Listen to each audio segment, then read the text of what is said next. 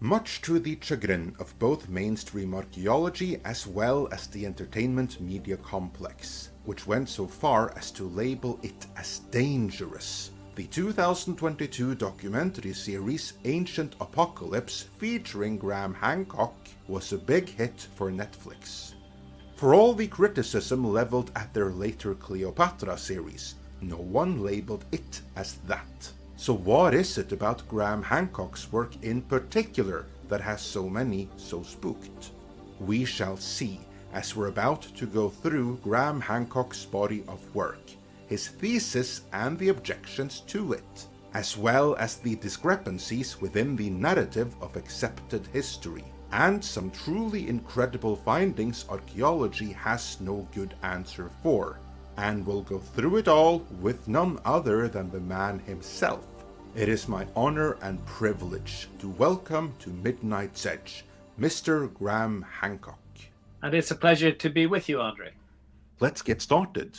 Today, you are most associated with ancient prehistory and ancient civilizations. But you started out as a journalist covering current affairs, and even in this capacity, you have a fascinating body of work behind you, including books like Ethiopia, The Challenge of Hunger, AIDS, The Deadly Epidemic, before going a little bit more counter-approved narrative with books like The Lords of Poverty, The Power, the Prestige, and Corruption of the International Aid Business.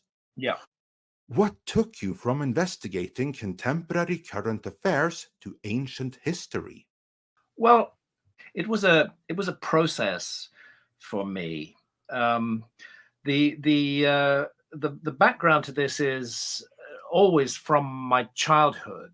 I was writing poetry, songs. This was the way in which I naturally expressed myself. And the question was, how would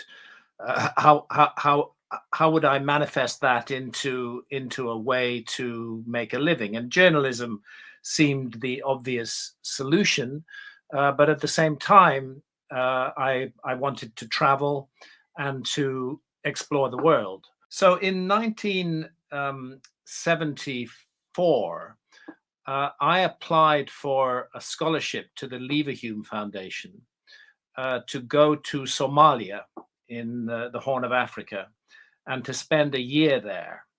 And the reason for this was that Somalia had only in 1972 written its language. Before that, it was an oral language only with no written script. So the overt purpose of my project was to look at the implications for journalism and the media in Somalia of this introduction of a script for the Somali language. And indeed, I did write a couple of papers about that. But for me, the main purpose was to immerse myself completely and deeply in Somali culture. And this was the time when I became enthusiastic about Africa in general and about the problems of developing countries. The year in Somalia was 1975 to 1976. The application went in 74, but I lived in Somalia from 1975 to 1976. And when I came back, I, like every young 20-year-old, I was 26 at that time. I was looking for a job, and I was offered a job on a radical campaigning magazine called New Internationalist. And I was offered the job of co-editor on New Internationalist magazine. I'd already written quite a number of freelance articles from Somalia and had established a bit of a track record. And this was my first proper job.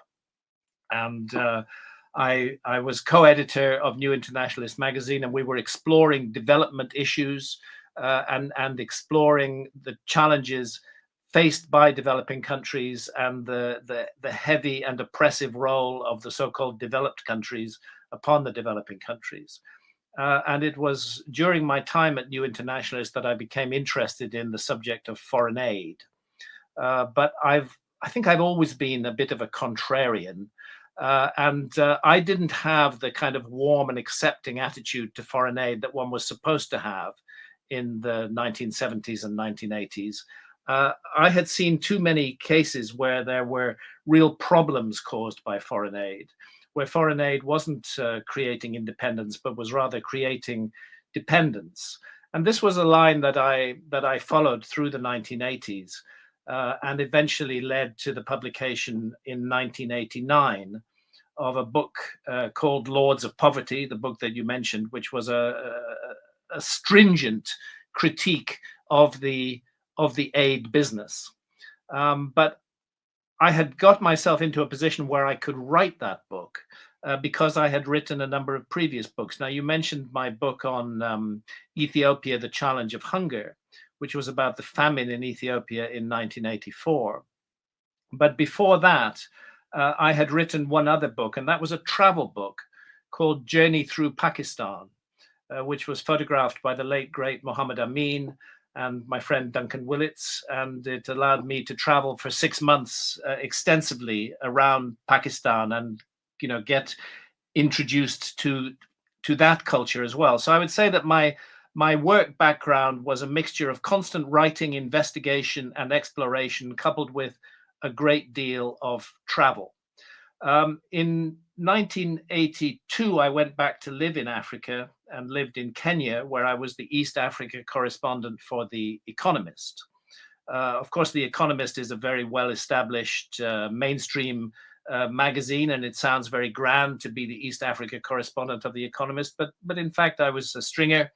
I was paid 50 UK pounds a month, and anything I earned over that depended on the number of words that I wrote for The Economist during that particular month. So it wasn't making me a big living, but it opened a lot of doors for me, and it allowed me to travel very widely around East Africa and to interview key figures in that region. It was while I was working as East Africa correspondent for The Economist that I first went to Ethiopia, a country that became very central and very important in my life. I started traveling to Ethiopia from 1982 onwards. Again, enormous travels and explorations in Ethiopia. This was where I came across my first historical mystery, which was that Ethiopia claims to possess the Lost Ark of the Covenant, as in Raiders of the Lost Ark, as in the Indiana Jones movie. Well, when I came across this tradition, I was actually in the city of Aksum in Tigray province in northern Ethiopia, where the Ark is supposedly kept. And I met the monk who was supposedly the guardian of the Ark of the Covenant. And although the story seemed outrageous and extreme and impossible, I was very impressed by his solidity and his certainty that it was indeed the Ark of the Covenant that he was the custodian of. So I began to research this subject. While doing many other things in the background, I began to research the Ethiopian claim to possess the Lost Ark of the Covenant. And I found that mainstream archaeology and history was totally opposed to this notion. They believed that Ethiopia had simply made the whole story up, that there was no reality to it whatsoever. But my investigations on the ground suggested something very different. For example, I found myself amongst the community of indigenous Ethiopian Jews who are known in Ethiopia as the Falashas. They call themselves the Beta Israel. And they were practicing a very Old Testament form of Judaism. As a matter of fact, they did not have rabbis. They had priests, which were abandoned in Talmudic Judaism. They performed sacrifices of rams. And again, this was forbidden in Talmudic Judaism. It seemed to be a very ancient form of Judaism that was being practiced in Ethiopia. And I spent many weeks amongst the Falashas interviewing their elders and getting their story. And their story was that their ancestors had come to Ethiopia and had brought the Ark of the Covenant with them. But before doing so, they had spent several hundred years in Egypt, and that they had been based upon an island in southern Egypt. So this was a clue that I could check, I could investigate. I began talking to biblical scholars, such as Menahem Haran at the Hebrew University in Jerusalem, and they confirmed for me that there had indeed been a Jewish community in southern Egypt on the island of Elephantina, roughly from 650 BC until about 450 BC. And then that community had mysteriously vanished, and their temple had been destroyed. There had been a dispute with the ancient Egyptians, and this community was forced to move out. And the story that the Ethiopian Jews told was that their ancestors had followed the Nile River system south. They had taken the Blue Nile branch, and they had ended up around Lake Tana in Ethiopia, where the Blue Nile rises. This is exactly where the Falashas were still living in the 1970s and the 1980s. Eventually, as I think everybody knows, the majority of the Ethiopian Jews were airlifted to Israel during the fall of the dictatorship of Ethiopia in 1991. But at the time that I was researching, they were very much present in Ethiopia. And it was their story, more than anything else, which caused me to take Ethiopia's claim to possess the Ark of the Covenant seriously. And this was also my first encounter with mainstream archaeology and with the rigid positions that archaeologists take and their unwillingness to consider alternative possibilities.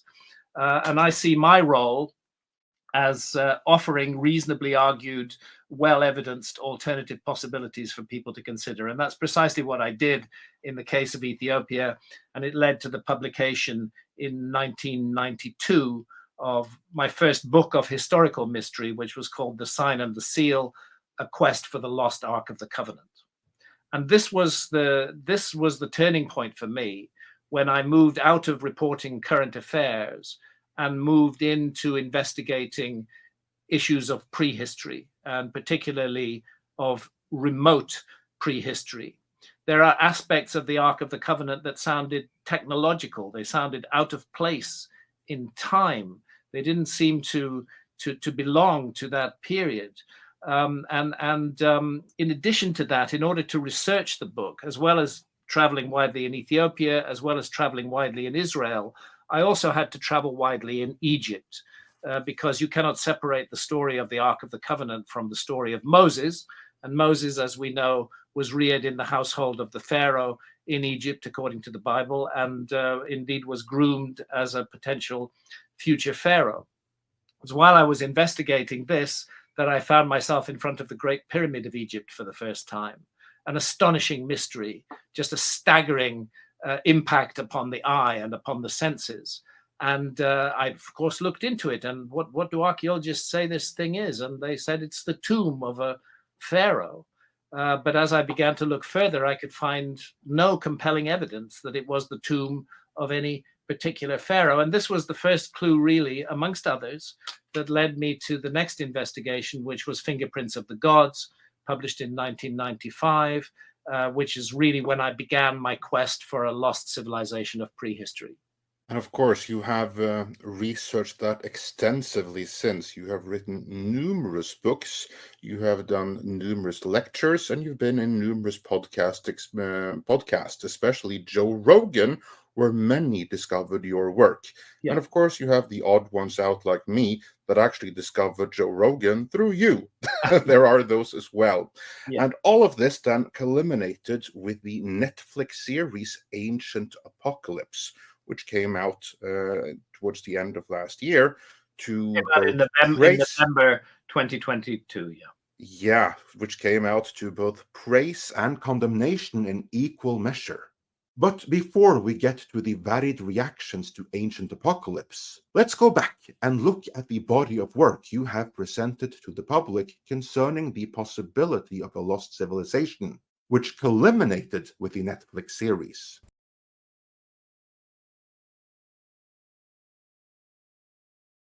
Making a TV series is one particular aspect of what I do, but primarily I'm an author of books.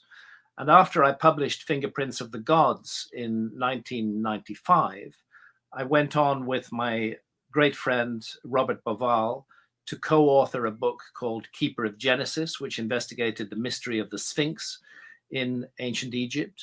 And then I published with my wife Santha, who's a photographer, a big photographic book called Heaven's Mirror, which looked at the rather curious and repetitive theme of copying on the ground the patterns of stars in the sky, which is found all around the world and which is connected to very specific system of religious ideas.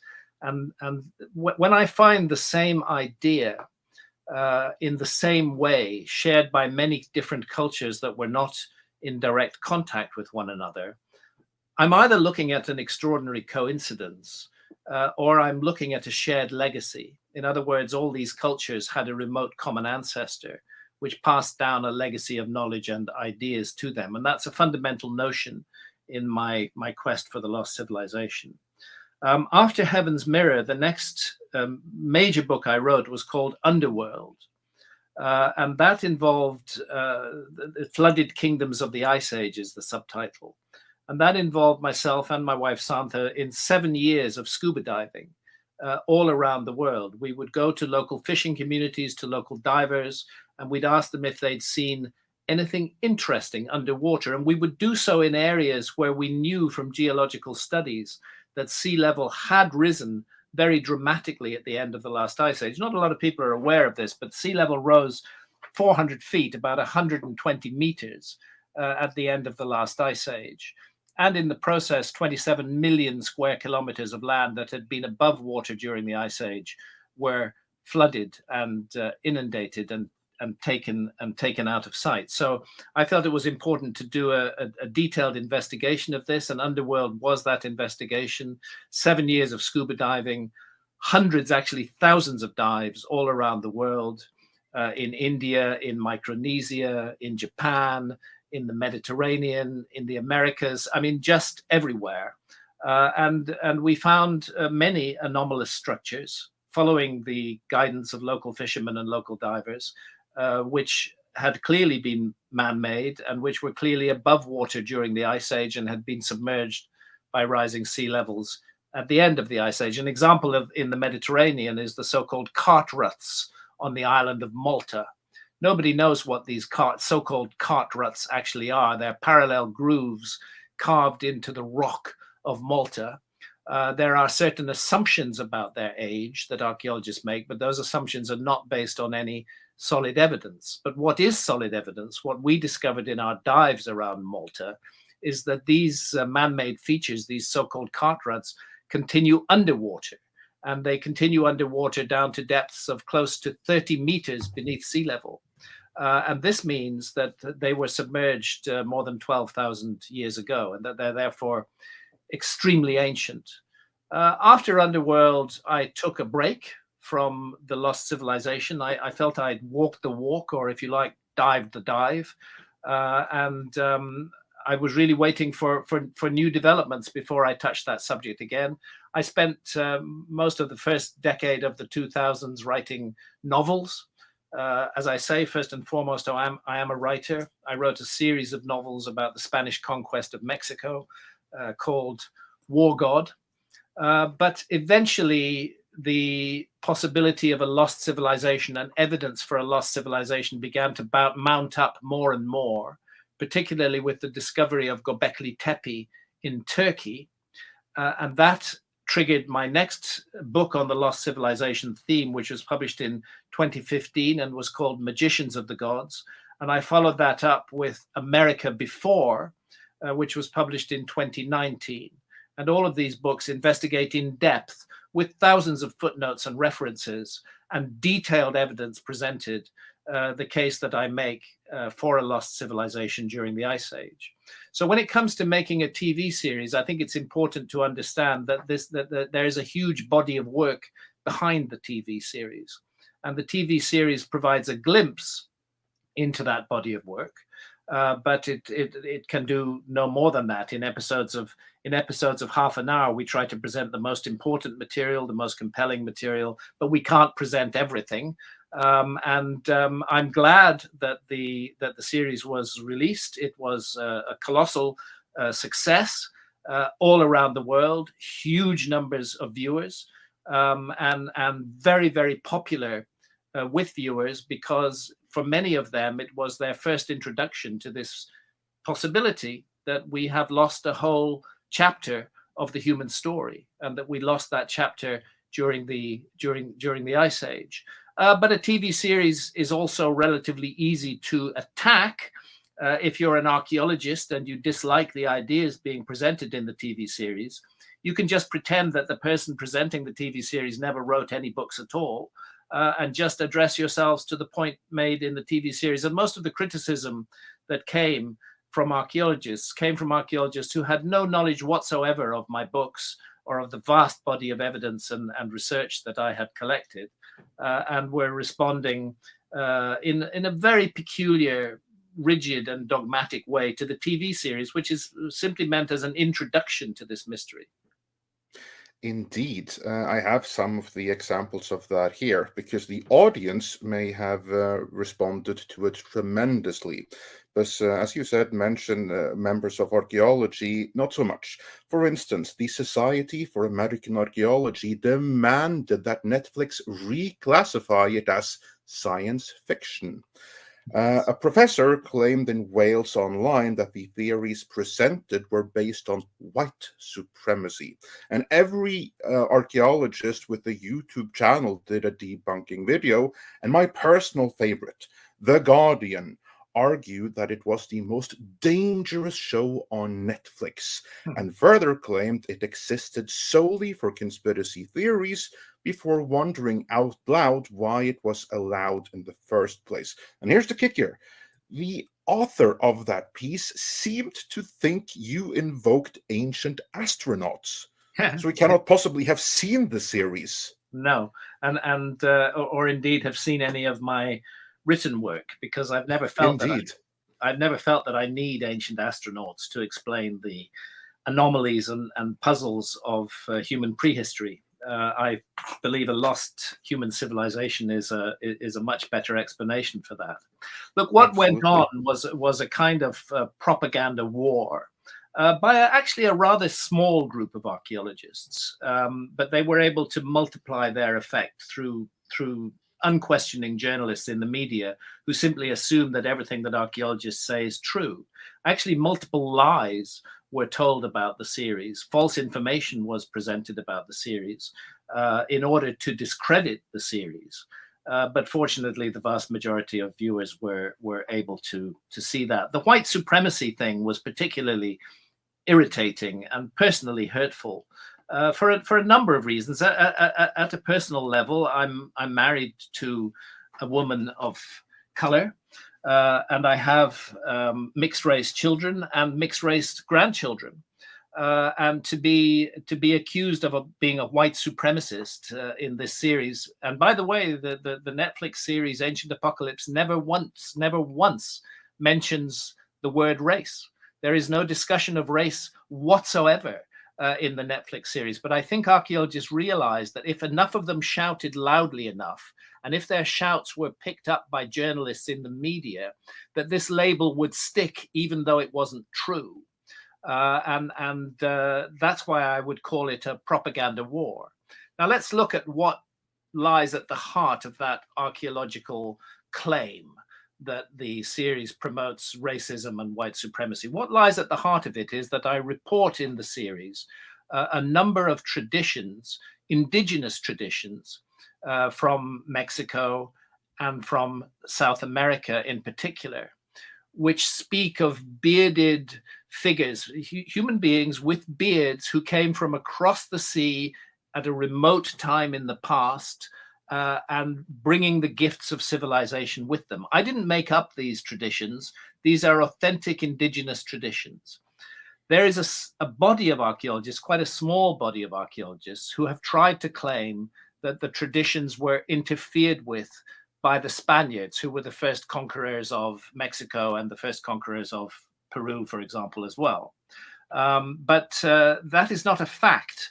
That is simply an opinion, which is expressed by a number of archaeologists. But when they used this argument, they didn't admit that it was the opinion of a small group of archaeologists. They claimed that it was established fact that the Spanish had interfered with these myths and traditions, and it's not established fact. In fact, there's an ongoing, quite ferocious debate within academia about this, and the majority view is that the traditions are absolutely genuine, and that the Spanish just happened to be the first people speaking a European language who took note of those traditions and provided us with references to them.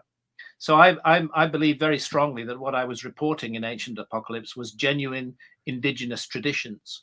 The fact that a few archaeologists disagree with those traditions or would like to imagine that those traditions were interfered with by the Spanish, that's an argument in archaeology. That's not a fact. So again, they were presenting as facts things that are actually opinions.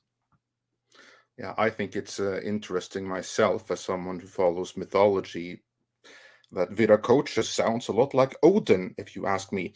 But on a completely different matter, back to the Netflix series and the responses to it. Because I think that the responses to that series were rather extreme, especially when you compare with another recent Netflix series that also drew some level of controversy, namely Cleopatra. Now, the professional reviews for that series, they are, it should be noted, largely negative. And they all point out the historical inaccuracies in it, and the response was particularly bad in Egypt and from Zahi Hawass in particular, whom I think took that series even more personally than your work. Yet Egyptian complaints about Afrocentricism aside, no one claimed that series was dangerous. So it seems like something of a double standard there where your work is concerned. What do you think about your work that is so dangerous? Well, the double standard and the danger that archaeologists perceived in my work is very, very, very clear. Archaeologists as an institution, archaeology is an institution. I'm not speaking of individual archaeologists, but I'm talking of the overall weight of the institution. They regard themselves as the experts, as the accredited experts, and as those who have the right to speak about the past. And they have a narrative about the human past, about the origins of civilization, for example. And I think my series was seen as dangerous because it threatened that narrative. You're quite right that the Cleopatra series has been attacked by a number of archaeologists, and they are again seeking to control the narrative on that subject, which I do not think archaeologists should be doing. We should all be free to engage in a narrative about the human past. It should not be controlled, managed, constrained by a small group of academics. But the problem with my work for archaeology is that it pulls the rug out from underneath the feet of the whole edifice of prehistory that archaeologists have invented. Basically, I'm saying, look, guys, you have missed. I think I'm not, by the way, claiming that I am necessarily 100% right. I'm not a fanatic. What I'm trying to do is to introduce debate into the narrative, introduce discussion into the narrative, consider possibilities that archaeology may not have considered. And the conclusion that I come to is that the house of history, built by archaeologists, stands on foundations of sand, that the story of the origins of civilization is missing an incredibly important chapter. And that chapter took place during the last ice age. And the last ice age roughly ran from 120,000 years ago until about 11,000 years ago. It's a very long period. Archaeology certainly has knowledge of the last ice age, but it does not have sufficient knowledge to rule out the possibility that one of those hunter-gatherer cultures in the world during the ice age set off on its own track and began a kind of social evolution very rapidly, became inventive, started to create technologies, started to explore the world, started to understand the motions of the stars in the heavens. A complete grip on the nature and place of the Earth in the cosmos was achieved, in my view, much earlier than archaeologists accept. Not 6,000 years ago, not 7,000 years ago, but way back during the last ice age, perhaps as much as 50 or 60,000 years ago. And my work has been focused on looking at the foundations of the House of History and trying to show that those foundations are very flimsy indeed. The response of archaeologists to my series was that, as though they know that they seem to claim that they have sufficient evidence to rule out any possibility of any kind of advanced civilization anywhere in the world until about 6,000 years ago, when Sumer in Mesopotamia emerges. And I don't believe archaeologists do have enough information to rule that possibility out. I'll state it plainly. I don't think they're lying. I think they're deceiving themselves when they say that they have sufficient information to rule out the possibility of a lost civilization. And why don't they have sufficient information? One part of the problem is the way they look at ancient structures and the paradigm, the framework into which they fit those ancient structures. For example, the Great Sphinx of Giza. Because the Giza Plateau is regarded by Egyptologists as a creation of the fourth dynasty, the three great pyramids are thought to be the work of three pharaohs, Khufu, Khafre, and Menkaura, in the established framework. Therefore, it was naturally assumed that the Sphinx, you can't date a stone monument like the Sphinx. There's no direct way of dating it.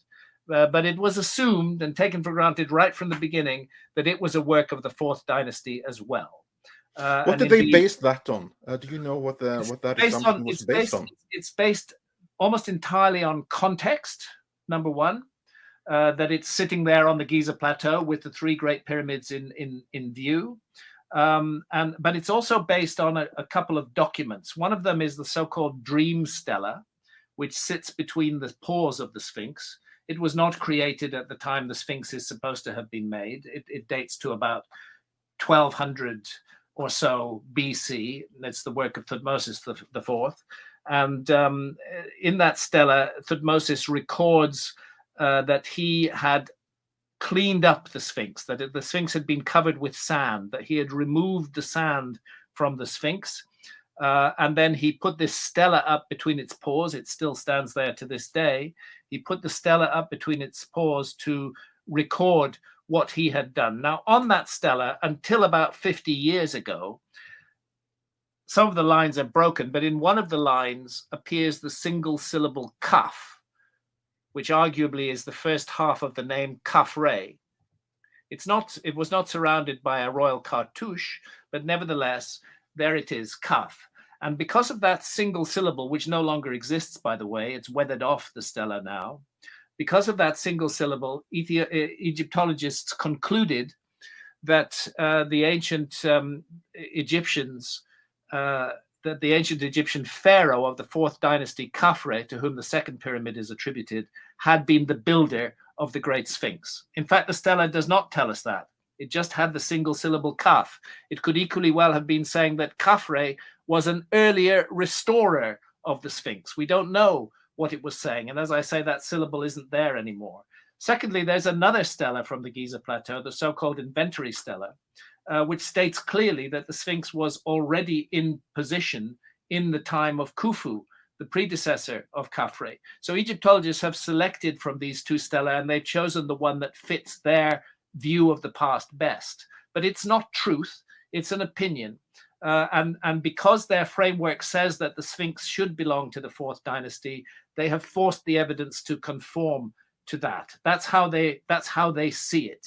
They're not considering the possibility that the Sphinx might be a much older monument, which was restored during the fourth dynasty, but which long predates the fourth dynasty. And that's where the geological work, initially it was the late great John Anthony West who drew attention to the extraordinary vertical weathering patterns in the trench around the Sphinx. And then this was later supported courageously by Professor Robert Schoch of Boston University, who is himself a geologist, and who has concluded that the Sphinx, after it was built, was exposed to about 1,000 years of extremely heavy rainfall. And it's a plain fact that you did not get heavy rainfall of that sort on the Giza Plateau 4,500 years ago in the time of Khafre, when Egyptologists would like the Sphinx to have been built. You have to go back nearly 12,000 years to get those kind of rains on the Giza Plateau that could have caused that weathering. So from a geological point of view, the Sphinx is much, much older than Egyptologists believe it to be. And yes, it has the head of an Egyptian pharaoh, but that is very simply explained as a recarving of what I and my colleagues believe was originally a leonine head, that the Sphinx was originally entirely a lion, and that its head was recarved during a restoration campaign in the 4th dynasty around 4,500 years ago, was recarved into the head of a pharaoh, not necessarily of Khafre, but the head of a pharaoh. And we can tell it was recarved because although the Sphinx is a majestic, proportional work of sculpture, the head is extremely small by comparison with the body. And this is what suggests to us that the head of the Sphinx was recarved as part of a restoration campaign. And this is creating the confusion that makes Egyptologists connect the Sphinx to the epoch of 4,500 years ago, when actually geology says that it's 12,000 years old. So that's one issue, is that structures may be hiding in plain sight, which archaeologists simply refuse to recognize as older and won't look into the possibility that they're older because it contradicts their framework. And there are many such structures around the world. I would reference the incredible megalithic walls of Sacsayhuaman in Peru, for example, up in the Andes near Cusco. There are many examples of this around the world where structures may have been misunderstood because archaeologists impose a pre-existing dating framework upon them. And then the other issue is, how much of the world has archaeology actually investigated? How much of the world has archaeology actually studied? They give us the impression that if they can claim that there is no possibility of a lost civilization during the Ice Age, they should, in order to make that claim, they should have done a thorough investigation of the whole world. But in fact, they have not done so. First and foremost, in the countries where archaeology does happen quite regularly, it very rarely happens because of a targeted search. It usually happens because a road or a dam or some other piece of engineering work is being built, and archaeologists are asked to investigate that site to make sure that no ancient archaeology is going to be destroyed. So the discovery of archaeological sites is somewhat random in that sense, even in countries where a great deal of archaeology is conducted. And then secondly, there's the whole areas of the world that have received very little archaeological attention. 6 million square kilometers of the Amazon rainforest, for example, very little. There's been some archaeology done there, but minimal. Most of the Amazon rainforest remains untouched and unseen by archaeologists. Some new developments are taking place using LiDAR. I'm very interested to see where they lead us. But at the moment, the Amazon is a kind of black hole in archaeology's understanding of the past. The same goes for the 27 million square kilometers of land that were submerged by rising sea levels at the end of the last ice age. That's roughly the size of Europe and China added together. Yes, there is some marine archaeology, but until very recently, marine archaeology has primarily focused on shipwrecks from the historical period and has not paid a great deal of attention to the prehistoric period. There are some new developments taking place in the North Sea between Britain and Europe. An area called Doggerland has been discovered, which was certainly submerged at the end of the last ice age, but it's just beginning. The vast majority of the areas that were submerged at the end of the ice age have never been studied by archaeologists at all. And yet I and my photographer wife Santha, with 7 years of diving, following clues by local fishermen and divers, looking at areas that we knew had been inundated at the end of the last ice age, we found dozens of man-made structures underwater. So if we could do that on the small and limited budget of individuals, what could archaeology achieve if it were to take seriously the investigation of the flooded continental shelves? And another, which it has not done yet, and another example is the Sahara Desert. Roughly 9 million square kilometers of the Sahara Desert. Again, yes, some archaeology has been done, but again, it's minimal.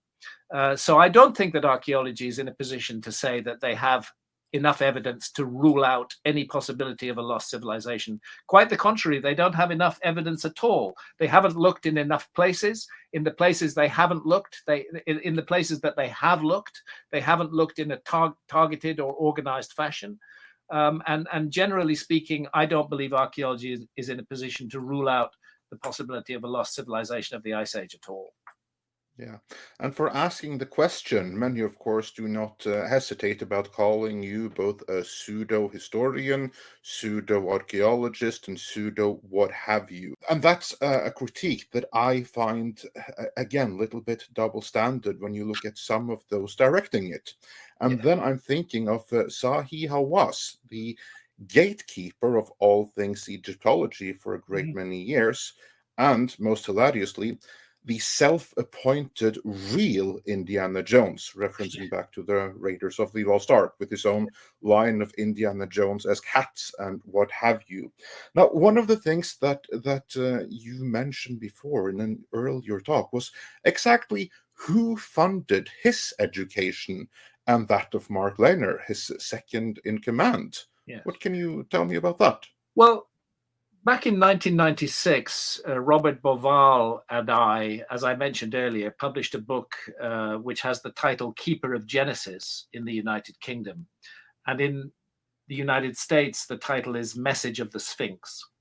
And in that book, we investigated the background of the two principal Egyptologists whose work focuses on the Giza Plateau and indeed on the Sphinx. And they are Mark Lehner, of the University of Chicago, and they are Zahi Hawass, as you say, regards himself as the most famous Egyptologist in the world. We were surprised to discover that in their youth, both of these men had connections with the Edgar Cayce organization, the Association for Research and Enlightenment.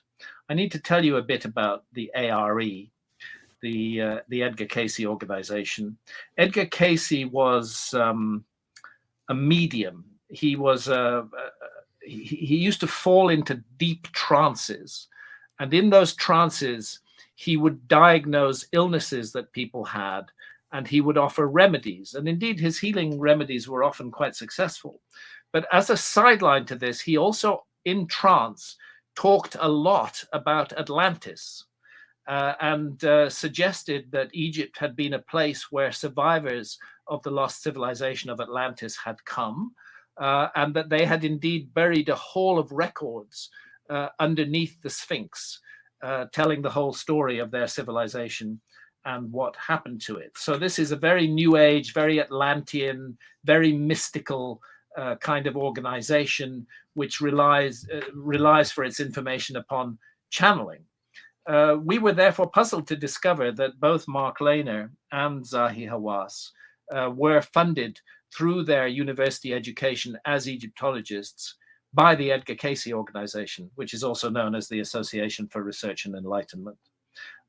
They were sent to college by the Edgar Cayce organization, but then, having been to college and having come back to the Giza Plateau, they both underwent a kind of volte-face and became the most conservative of all conservative Egyptologists, arguing that there is no such thing as Atlantis, arguing that the Sphinx is just 4,500 years old, that there's no hall of records, and so on and so forth. Now, I'm not saying that their change of heart was contrived. Perhaps they had a genuine change of heart, but I think it's interesting in their background that we find that both of these men began their studies with the help of a mystical organization called the Edgar Cayce Foundation. All of that, by the way, is documented in Keeper of Genesis, titled Message of the Sphinx in the US. And we've never had any comment or reply from either Zahi Hawass or Mark Lehner concerning the information that we publish about them in that book.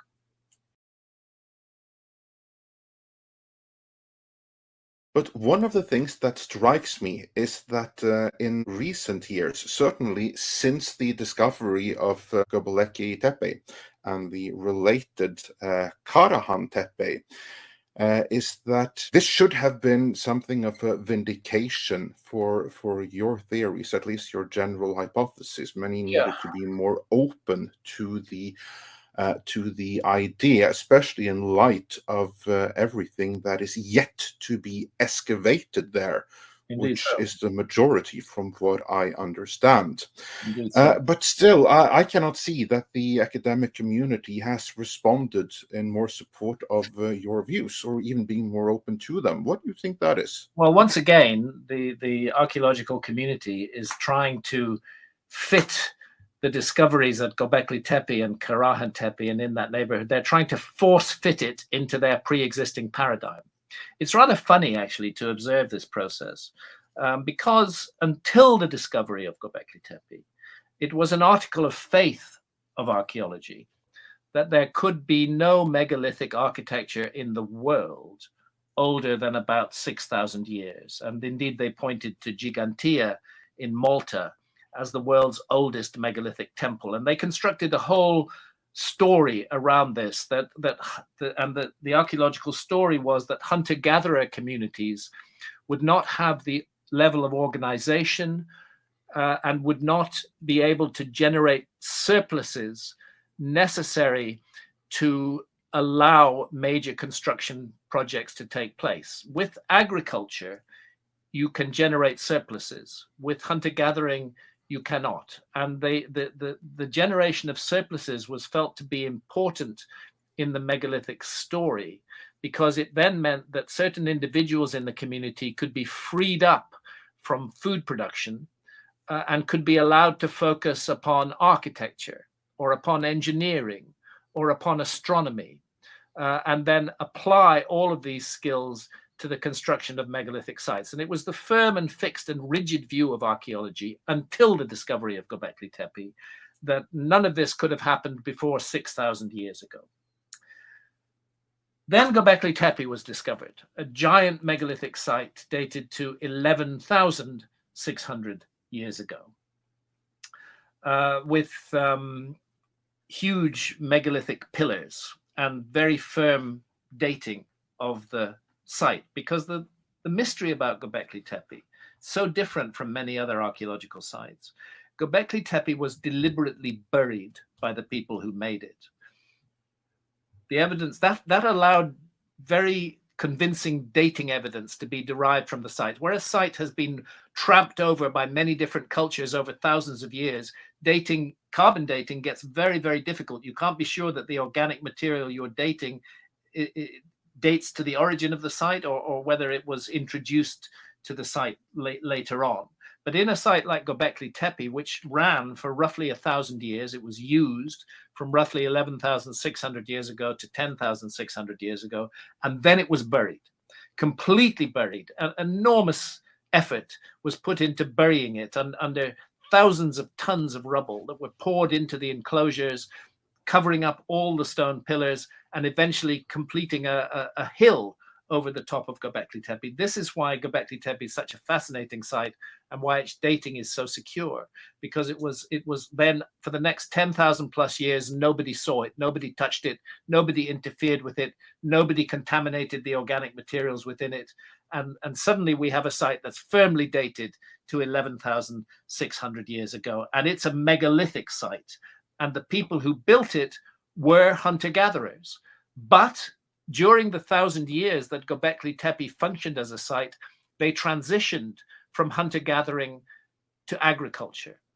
And this is the opposite way round to the way archaeology previously used to typecast it. They said agriculture first, megalithic site second. At Göbekli Tepe, we see megalithic site first, agriculture second.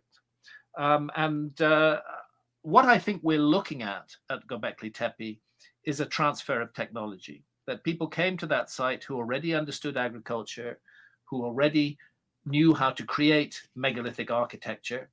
They used Göbekli Tepe as a mobilization point for the local population, set them to work on this enormous project. And during the creation of Göbekli Tepe, they began to teach the skills of agriculture. So the fact of the matter is, Göbekli Tepe is a giant megalithic site. It's 11,600 years old. Archaeologists are desperately now trying to say that there must have been a slow build-up to Göbekli Tepe, which they haven't found yet. But it must be there somehow, that there must be some sort of slow build-up to Göbekli Tepe. But the fact remains, an 11,600-year-old megalithic site in Turkey completely destroys the archaeological argument for the Sphinx being just 4,500 years old.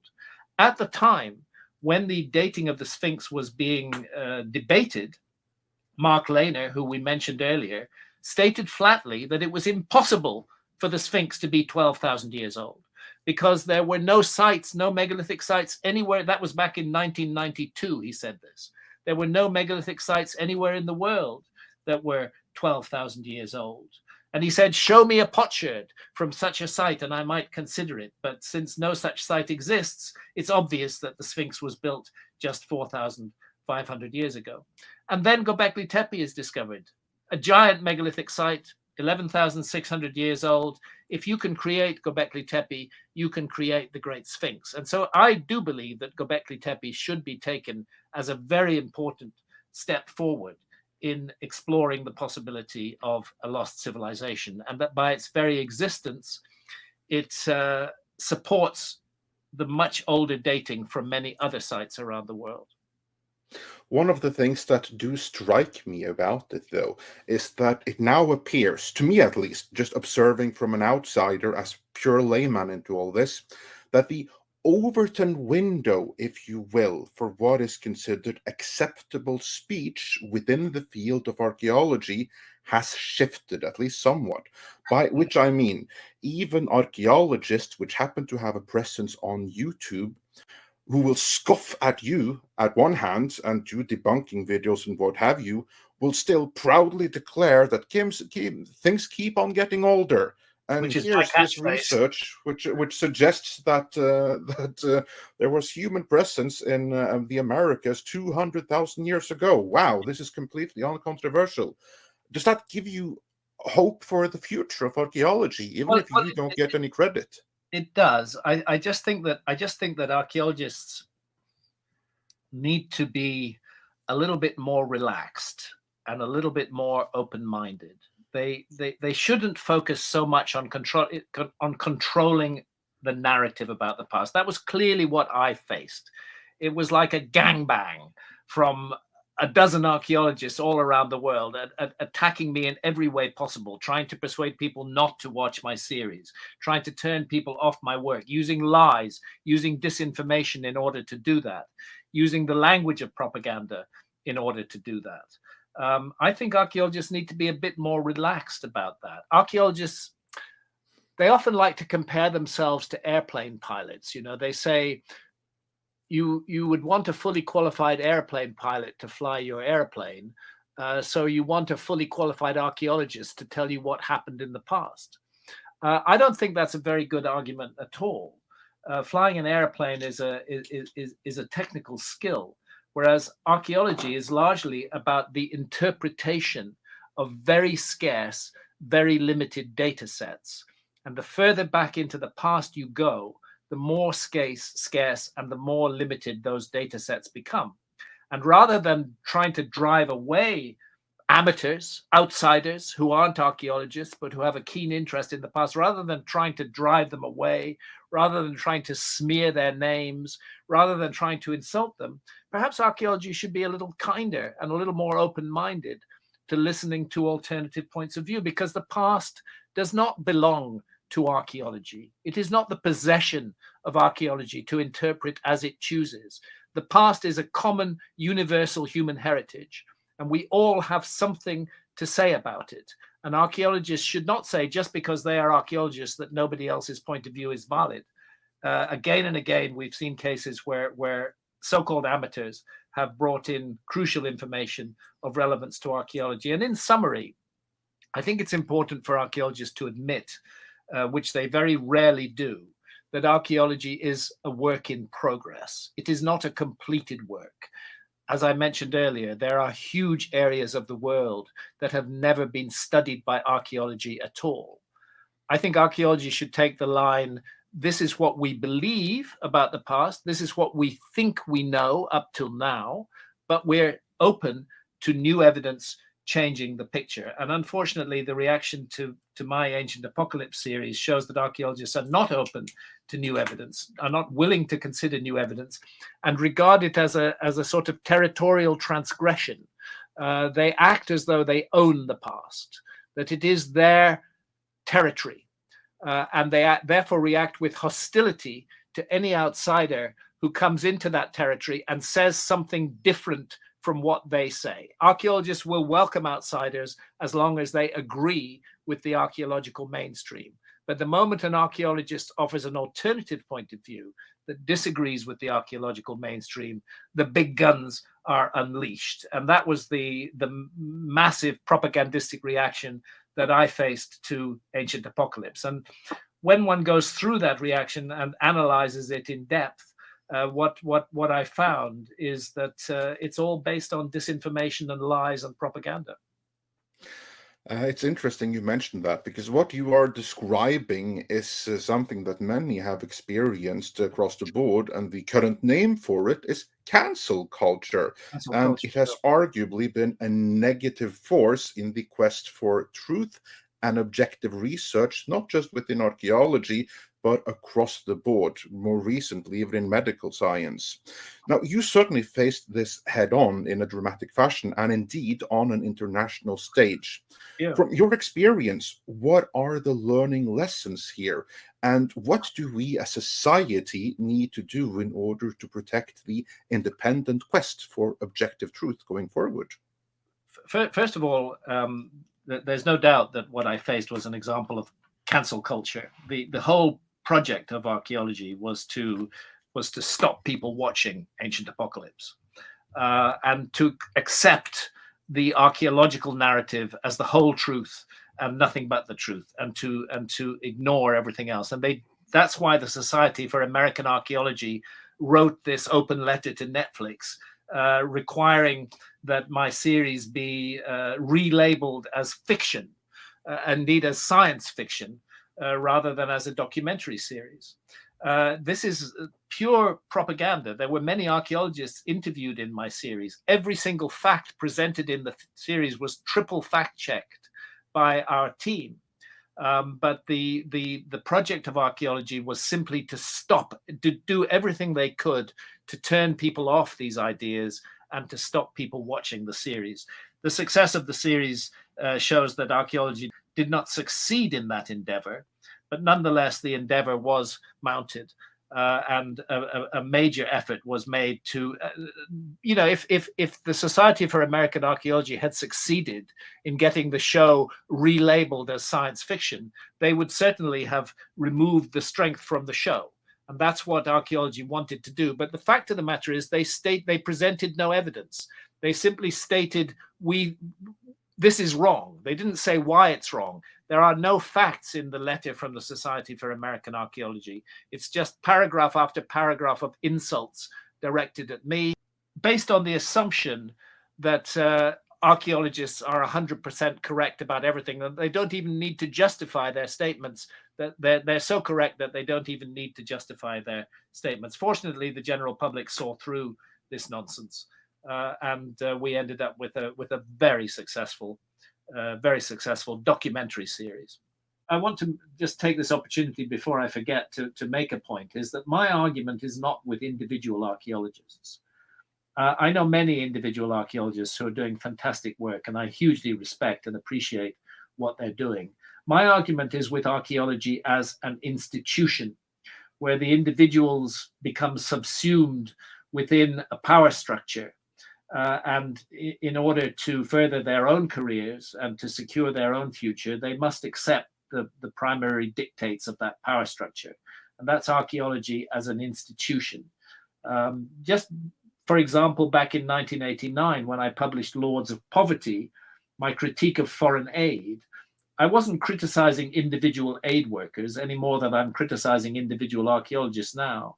I was criticizing the institution of foreign aid, just as I am now criticizing the institution of archaeology. And I think that archaeologists, in their reaction to Ancient Apocalypse, got a bit mixed up about this. They thought that my critique of the institution was somehow, although no individual archaeologists are criticized, was somehow an attack on individual archaeologists. And therefore they responded by definitely mounting an attack on me as an individual and seeking to damage and smear my name. So whereas I do critique archaeology as an institution, I don't smear the names of individual archaeologists. Very, very good point. I just want to say something in defense of archaeology, which I maintain that by and large, archaeology has and continues to do good work, especially where you have enough data and enough evidence, as you say, where you can draw some conclusions and interpretations that there's more mutual agreement upon. However, there comes a point when we go further back in history where the availability of the evidence becomes a little bit more scarce, and this is where the establishment and the establishment dogma kicks in. At what point in history, how far back in time do we have to go, in your opinion, till we reach the point where there's no longer any consensus we all should agree upon, and where the establishment narrative takes over based on shoddy evidence? I think that the establishment narrative, the house of history, as I call it, the mainstream house of history, only begins to become reliable when documents have survived that can be referred to. That's when we move into the realm of history rather than archaeology. The interpretive nature of archaeology, based on the excavation of relatively limited amounts of artifacts in relatively limited number of sites all around the world, does not allow it to draw fixed and firm and absolute conclusions about the human story. And I think the period that requires much further investigation is the whole story of humanity during the last ice age. That from roughly 120,000 years ago down to 11,000 years ago. Yes, there has been archaeology looking at that period, but not nearly enough to give us a clear picture of what was happening then. Yes, hunter-gatherers were the dominant human population at that time, but I need to remind archaeologists of this again and again, that we live in a world today where an advanced civilization, or our so-called advanced technological Western civilization, coexists with hunter-gatherer populations. There are hunter-gatherers in the Amazon rainforest who don't even know that our civilization exists, the so-called uncontacted tribes. There are hunter-gatherers in the Namibian desert who are pursuing the hunter-gatherer way of life to this day as a choice. So the notion that hunter-gatherers can coexist with a so-called advanced civilization should not be strange to us. It should be a possibility that we're willing to consider. We should not confine the entire human population of the world for the 100,000 plus years of the Ice Age to one economic and social state. We should consider the possibility that amongst those hunter-gatherer groups, there were groups who began to specialize and acquire knowledge and abilities that other groups did not possess, and ultimately became a civilization, and that civilization was destroyed in the cataclysm that brought the last ice age to an end. And we are indeed about to get to that. But before we get to the point where most of the record we have right now are oral recountings, there is one document in Egypt which I think is really fascinating. I would love to hear a little bit more about, and that is the Egyptian king list. Because my understanding, again, I'm a layman in this, but my understanding is that this is what forms the basis of our understanding of the various different Egyptian dynasties, but only up to a certain point. What can you tell me about this? Well, again, the Egyptian king list, and indeed many other documents from ancient Egypt, recount a vast prehistory to Egyptian civilization, going back tens of thousands of years, more than 30,000 years, in some cases more than 40,000 years into the past, before Egyptian civilization, as historians recognize it, first emerged. So it's interesting that archaeologists, when they look at these documents, particularly the king lists, which list the reigns and names of kings, pharaohs who ruled in Egypt, that they're only interested in those lists from the time that archaeology already accepts that ancient Egyptian civilization was beginning. They're not prepared to consider the much older dating given in the much more extensive lists. Again, what they're doing is they're fitting a document which says something they don't like into a framework that they do like, and they do so simply by dismissing a very large proportion of that document. There are so many examples from ancient Egypt. I often cite the Edfu building texts from the Temple of Horus at Edfu in Upper Egypt as being of crucial importance, because these texts describe a great flood which destroyed what is called the homeland of the primeval ones, which was an island. This island was split by some sort of cosmic disaster. It's described as a serpent that came down from the sky and split the island. And then it was flooded. The Edfu texts tell us that there were survivors, that they went by sea to many different lands, one of which was Egypt. And in those lands, they attempted to restart civilization. And when did this happen? According to the Edfu texts, it happened at an epoch that the ancient Egyptians called Zep Tepi, the first time. And the dating of the first time is a matter that I and Robert Boval have done a great deal of work on. And it's very clear that the dating of the first time goes right back into the last ice age. So we're dealing with a culture which saw its own achievements as a legacy from an earlier time, and happily recognized that legacy and welcomed it and appreciated it, a gift from the gods, if you like. But Egyptologists only want to take the bit that relates to the period that fits their narrative, and they reject all of the other information. Again, this is not the way to study the past, in my view. We need to be open to these narratives that have come down to us from the past. We can't be selective in choosing some because they fit with our framework and rejecting others because they don't. That's just cherry picking. I have one follow-up question to that. These documents, these Egyptian documents that describe kings and events taking place 30, 40,000 years in the past, which are the same documents that is used to basically document the dynasties. Is there any kind of delineation in these documents themselves to indicate that this is what Egyptians considered, or ancient Egyptians considered history, and this is what they considered myth? Is there No. It's all seen as legitimate history. It's a continuous, it's continuity that's being described. A continuity going back tens of thousands of years, not an abrupt change between prehistory and history.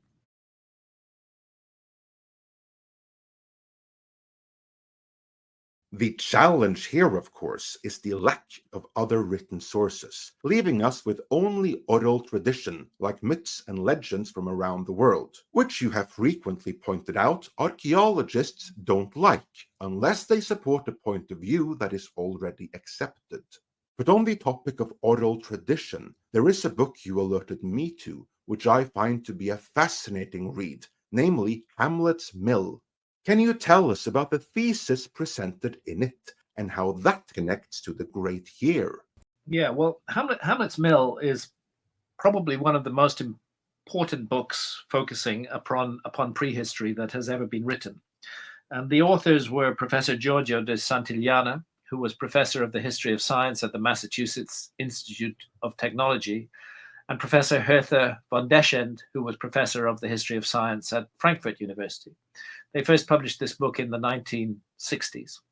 And what the book documents is extremely ancient knowledge of extremely hard to observe astronomical and cosmic phenomena. In particular, the phenomenon which archaeology attributes the discovery of this phenomenon to the Greeks not more than about 2,000 or 2,300 years ago. And the phenomenon is called precession, particularly the precession of the equinoxes.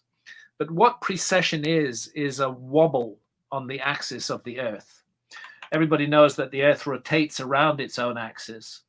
But if you imagine a spinning top, which is slowing down a bit, you'll find that the extended, if you like, the extended north pole of the top begins to transcribe a circle. It begins to wobble in a circle. And that's exactly what the Earth's axis does. It wobbles in a circle, and that creates a cycle in the heavens. The Earth is the viewing platform from which we observe the stars. Changes in the orientation of that viewing platform will change our perception of the stars and when they rise and how they rise in relation to the sun. And this is a process that unfolds at the rate of 1 degree every 72 years. And what Santillana and von Deschen begin with is the mystery of numbers based upon the precession of the equinoxes, combined with a particular symbol. Hamlet's mill is an example of that symbol, something turning, a churning motion. In ancient India, it's called the churning of the Milky Ocean, where teams of angels and demons haul the great serpent Vasuki wrapped around Mount Mandara to stir up the Milky Ocean. That metaphor is always present together with numbers. So we have a metaphor which describes a churning, turning process, a bit like a spinning top, and we have a series of numbers. And what Santillana and von Deschen demonstrate conclusively is that this is ancient knowledge of precession, being encoded in myth, and therefore passed down through myth over thousands and thousands of years. They trace this back to what they call some almost unbelievable ancestor civilization, which has yet to be identified, and which passed this knowledge down all around the world. And it was really that insight in Hamlet's mill, along with a number of other factors, that led me to begin the investigation that eventually led to Fingerprints of the Gods in 1995. If this very sophisticated astronomical knowledge is present in myths going back as far as the last ice age, then we are definitely dealing with the fingerprints of a lost civilization. And here's where it gets interesting. I mentioned to you that the process unfolds at the rate of 1 degree every 72 years. 360 degrees in a circle gives you the great year of 25,920 years. That's when the whole cycle returns to 0 point and begins again. Now we find, let's take a look at the Great Pyramid of Giza. The Great Pyramid, and Egyptologists don't really dispute this, can function as a scale model of a hemisphere of the Earth. If you take the height of the Great Pyramid and multiply it by 43,200, you get the polar radius of the Earth, the distance from the core of the Earth to the North Pole. And if you measure the base perimeter of the Great Pyramid and multiply that by 43,200, you get the equatorial circumference of the Earth. Egyptologists recognize this parallelism between the dimensions of the Earth and the Great Pyramid, but they insist that it's a coincidence. It happened totally coincidentally as a result of structural concerns in the building of the Great Pyramid. The problem with that argument is the scale used. That 43,200 is a multiple of 72. It's 600 times 72. Therefore, what we have is a structure which is encoding the dimensions of the Earth on a scale defined by the Earth itself, by a key motion of the Earth. And unless we were in any doubt that what's intended here is a parallelism between the Earth and the Great Pyramid, we also find that the Great Pyramid is aligned to within a staggering 3/60ths of a single degree to true north. So the Great Pyramid is speaking to the Earth, it encodes the dimensions of the Earth, and it does so on a scale defined by a key motion, the precessional wobble of the Earth's axis. This cannot be a coincidence, in my view. This is ancient knowledge being expressed in monumental form. And that knowledge, although largely passed down in myths and traditions, is there on the Giza Plateau, frozen in the giant 6 million ton edifice of the Great Pyramid. If the scale were different, if it was a scale of, let's say, 1 to 63,000, I wouldn't regard it as so significant, but it's that specific scale of 1 to 43,200 and its derivation from the key number of precession, the number 72, that convinces me we are looking at a deliberate scaling here. And also in terms of oral tradition that was written down, we have another story that was relayed to us from Plato, which is central to your work. Can you tell us a little bit about that? It's central to my work. Of course, we're talking about the tradition of Atlantis here. Of course. And it just so happens that Plato is the earliest surviving reference to the lost civilization of Atlantis. But right there, I need to stress immediately that there are many other cultures around the world that also remember a lost civilization that was destroyed in a global flood. For example, Kumari Kandam in southern India.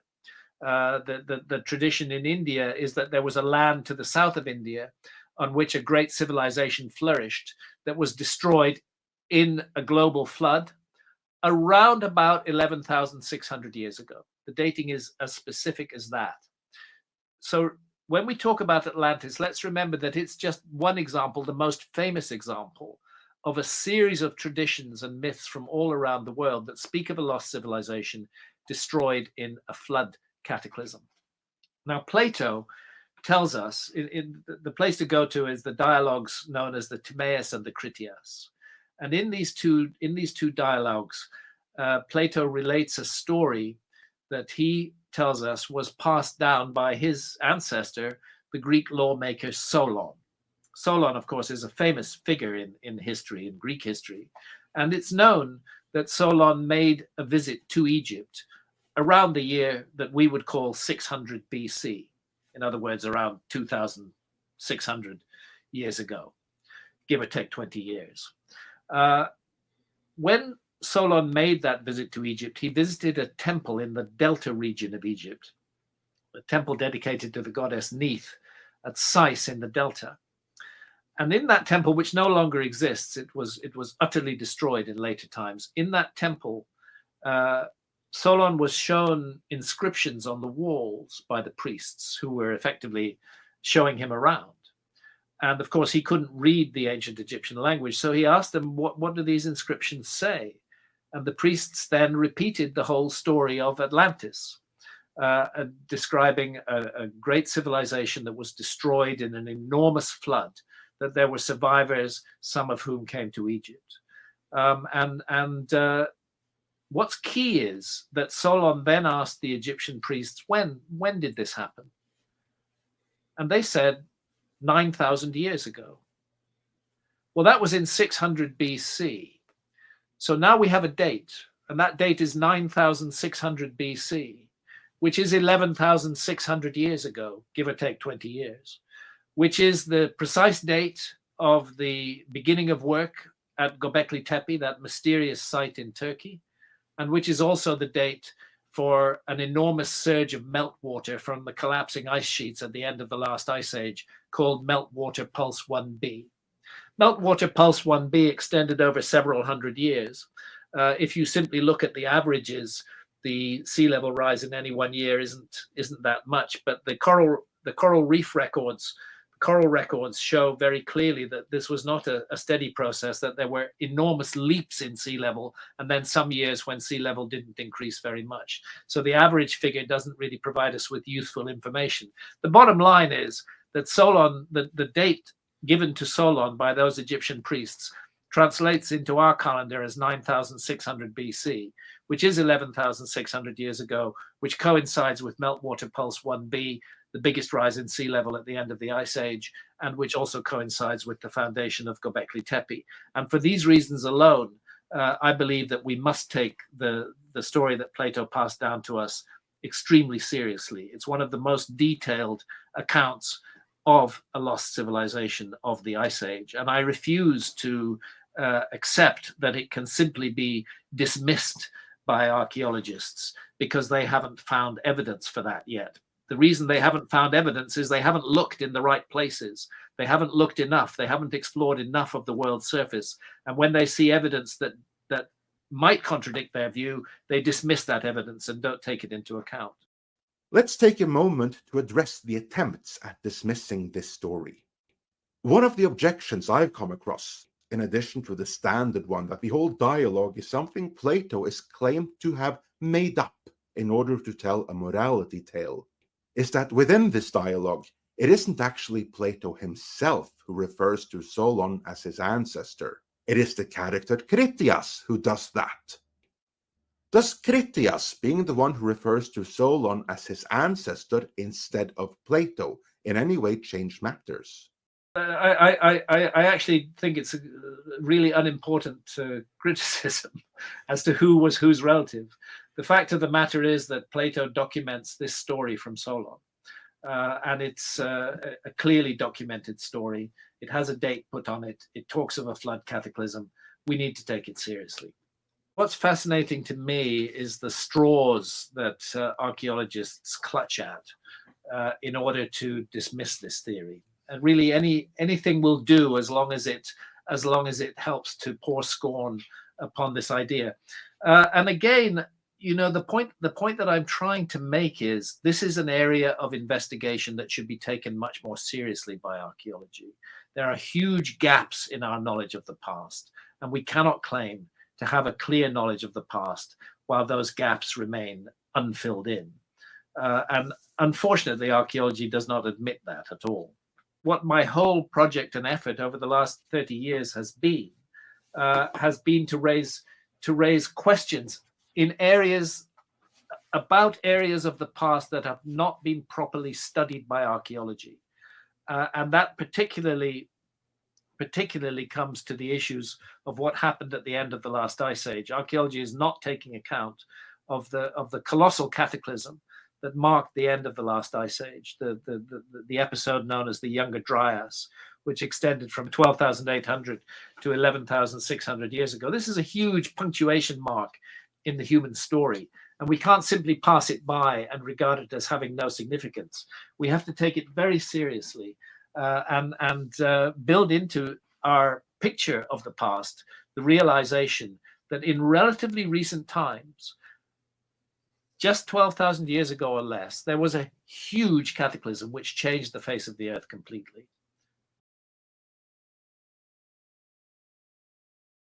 Then there's more and more evidence of this coming from the Comet group. Can you tell us a little bit about those? Well, the Comet Research Group are a group of 60 or more than 60 these days, mainstream scientists who were puzzled by a layer of soil in the earth, which dates to 12,800 years ago. And this is called the Younger Dryas boundary layer. And in this layer of soil, you can sometimes see it in areas where it's exposed. It's about the width of a human hand. It's filled with what are called impact proxies. It's filled with nanodiamonds and iridium and platinum and carbon microspherules and melted glass, melted at colossal temperatures, even melted quartz.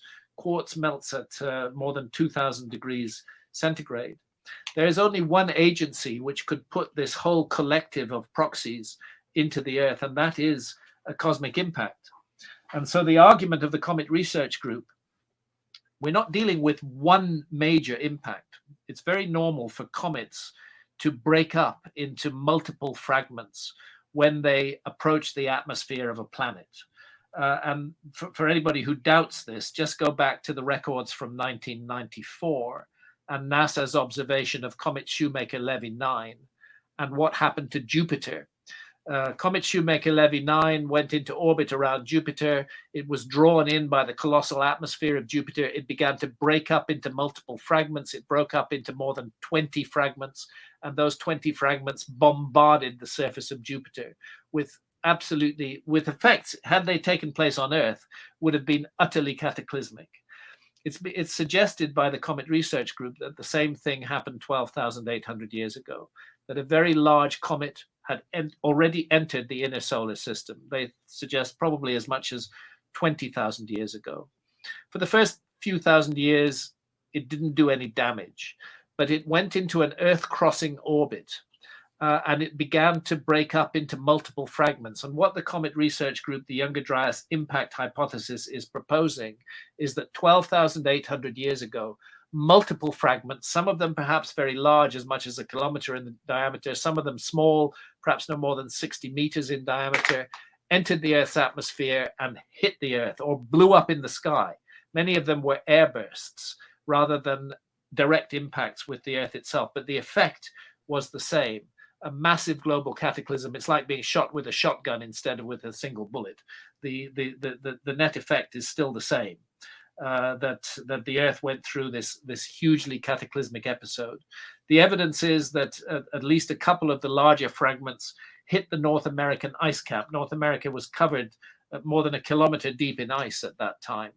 This caused a huge amount of icy meltwater to flush off the ice caps and into the world ocean. Once in the world ocean, that icy water stopped the global meridional overturning circulation. In particular, the Gulf Stream, which is the central heating process of our planet. And as a result, the Earth went into a very sudden, very radical deep freeze at the beginning of the Younger Dryas. The evidence presented by the Comet Research Group in more than 100 peer-reviewed papers in major journals all over the world is, in my view, compelling. And they're providing what I think is the best explanation for what everybody agrees was a cataclysmic event. And this is the event known as the Younger Dryas. Perhaps there are other explanations that may in future prove more compelling, but for the moment, I regard the evidence for impacts by multiple fragments of a disintegrating comet 12,800 years ago as the best explanation. Often other so-called experts in this field will attempt to refute the work of the Comet Research Group. This is normal in science. It's good if you put forward a hypothesis that others will attempt to refute it. But in every case, the refutation itself has been refuted by the scientists from the Comet Research Group. And I think they have an extremely strong case. But as I say, the Younger Dryas was a cataclysm. It saw the extinction of all the megafauna of the Ice Age, the saber-toothed tigers, the giant sloths, the woolly rhinos, the mammoths, the mastodons. They all went extinct in that period. There's evidence that human populations went through a very tight, narrow bottleneck at that time. This was obviously a global event, which was utterly disastrous in its consequences. And to suggest the Comet Research Group limit themselves to that argument. They don't go the next step, which is the step I take, to suggest that that cataclysm was absolutely big enough to have obliterated almost all, not all, but almost all traces of a lost civilization of the Ice Age. Fantastic. With that, I would like to thank you both for your work and for your time. Thank you, Andre. It's very pleasant to talk to you.